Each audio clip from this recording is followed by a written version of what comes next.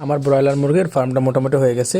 মোটামুটি আপনারা দেখতে পাচ্ছেন যে নেট টেট সবকিছু লাগানো শেষ, কিন্তু সমস্যা হচ্ছে আমরা অনেক গ্রামের ভিতরে, তো এখানে হচ্ছে আপনার রাত 8টা-9টার পরে এখানে হচ্ছে শিয়াল যাতায়াত করে আর কি। তো শিয়াল তো জানেনি মুরগি ধরার জন্য সবসময় উৎপাইতে থাকে। তো দেখা যাচ্ছে আপনার এখানে যদি বেড়া না দিই, দেখা যাচ্ছে আপনার শিয়াল এখানে আপনার জাল যেভাবে হোক ঢুকে আপনার মুরগিগুলোর ক্ষতি করার চেষ্টা করবে আর কি। তো যেন আব্বার আমি মিললে বেড়া দেওয়ার জন্য গর্ত করলাম আর কি। এখান দিয়ে বেড়া দিলে হচ্ছে আপনার শিয়াল টিয়াল কোনো কিছু আসতে পারবে না। আর এই সাইড দিয়ে হচ্ছে লাইট মাইট লাগাই দিবে আর কি। আমি এখানে গর্ত করতেছিলাম, এখানে হচ্ছে আব্বা বাঁশ ঘেরে দিবে আর কি। ঘেরে দিলে হচ্ছে আমি বাঁশের মধ্যে আপনার টিনগুলো হচ্ছে পেরেক মেরে দিব। পেরেক মেরে দিলে টিনগুলো শক্ত হয়ে লাগিয়ে থাকবে, যার ফলে হচ্ছে মানে শিয়ালি দিক দিয়ে আর ঢোকার কোনো চান্স নাই আর কি। সেজন্য হচ্ছে আমি টিনের মধ্যে সুন্দর করে তারকাটা মেরে নিতেছিলাম আর কি, যাতে হচ্ছে আপনার বেড়াটা শক্ত হয় আর কি। যেহেতু স্বাভাবিক আমি ছোট মানুষ, অত কিছু ওইভাবে ম্যানেজ করতে পারি না, তা আব্বা হচ্ছে দেখাই দিতেছিল আর কি।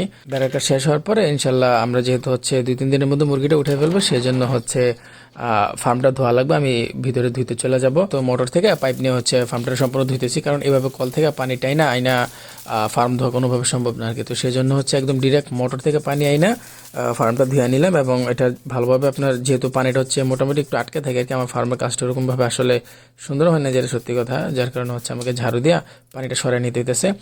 আর আমি হচ্ছে এখন পানিটা পরিষ্কার করে ফেলছি। পরিষ্কার করার পরে হচ্ছে এখানে চুন দিয়ে নেবো আর কি। চুন দিলে হচ্ছে যে জীবাণু টিবাণু যেগুলো আছে, যেহেতু এটাতে অনেক মানুষ টানুষ যাতায়াত করছে, সেজন্য হচ্ছে যে আপনার জীবাণু সংক্রমণের একটু সম্ভাবনা থাকে আর কি। এই জন্য হচ্ছে চুন এগুলো দিয়ে নিতে হয় আর কি। দিয়ে নিলে আপনার নিজের মধ্যে একটু স্যাটিসফ্যাকশন থাকে আর কি, যে হ্যাঁ আমার ফার্মে এখন কোনো জীবাণু টিবাণু নেই, এখন আমি আরামসে মুরগি তুলতে পারি আর কি। কারণ ব্রয়লার মুরগি কিন্তু খুবই সেন্সিটিভ। আপনি লেয়ার বলেন বা অন্যান্য জাতের যে মুরগিগুলো বলেন, ওগুলোতে কিন্তু রোগের প্রবণতা তেমন থাকে না, কিন্তু ব্রয়লার মুরগিতে প্রচুর পরিমাণে রোগের সম্ভাবনা থাকে। তো আমি চুনগুলো ছিটানোর পরে এখন হচ্ছে আমি এখানে তুষগুলা দিয়ে দিব।